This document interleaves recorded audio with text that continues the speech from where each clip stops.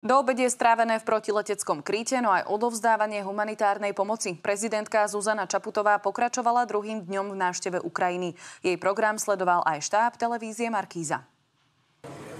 Druhý deň návštevy na Ukrajine sa začal ďalším poplachom sirén. Spolu s prezidentkou sme sa museli presunúť do krytu pod hotelom. Strávili sme tam približne hodinu. Potom sme už mohli pokračovať v oficiálnom programe. S kolónou sme sa následne presunuli na sever od Kieva do Černihivskej oblasti, na ktorú stále smerujú ruské rakety. Útoky si odniesla aj obec Trisviacka Sloboda.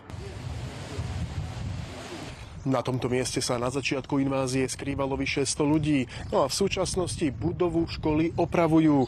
No a takisto tu vynovia aj protiletecký kryt.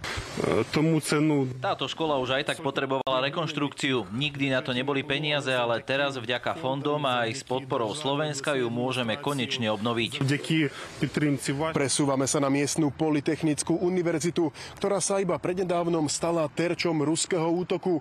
A ako vidíte, budova je stále zdevastovaná. Prvýkrát pritom univerzitu poškodil nálet ešte na začiatku vojny. Budovu následne opravili, no v polovici apríla zasiahla strela Iskander neďaleký hotel. Zomrelo v ňom 17 ľudí. Tlaková vlna tak po druhýkrát poškodila univerzitu a dokonca aj miestnu nemocnicu. Zuzana Čaputová na záver odovzdala 61 balíčkov s humanitárnou pomocou pre ľudí, ktorí dočasne žijú v tomto modulovom mestečku. Žijem tu už 2 roky, predtým som bývala v dome s dcérou, no po ostreľovaní zostali z domu iba základy. Ľudia v mestečku aj vďaka tejto pomoci budú mať vyriešené základné ľudské potreby. Budú žiť dôstojne.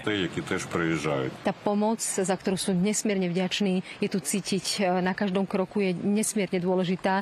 A nemyslím tým iba vojenskú, ale aj humanitárnu pomoc alebo pomoc s obnovou Ukrajiny. Z Ukrajiny Lukáš Zuzelka, televízia Markíza.